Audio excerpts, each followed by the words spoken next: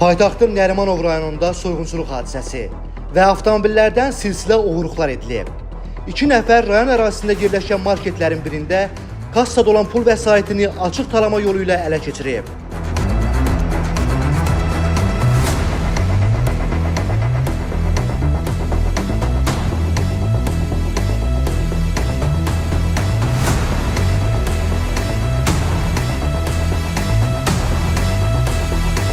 Nərimanov rayon polis idarəsinin əməkdaşları tərəfindən keçirilən tədbirlə soyğunçuluq əməlini törətməkdə şübhəli bilinən əvvəllər məhkum olunmuş 35 yaşlı Şirməmməd Məmmədov və 21 yaşlı Rəcəb Qulamov saxlanılıblar. Araşdırmalarla həmin şəxslərin əlavə olaraq rayon ərazisində 3 avtomobilin şüşəsini qıraraq nəqliyyat vasitələrindən qiymətli əşyalar uğradıqları da məlum olub.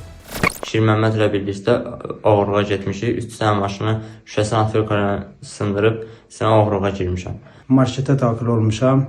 Pulu götürmüşəm, arvad qarşımı kəsərkən arvadı itələmişəm və oradan çıxmışam çölə, Rəcəblə birlikdə hadisə yerindən qaçmışam.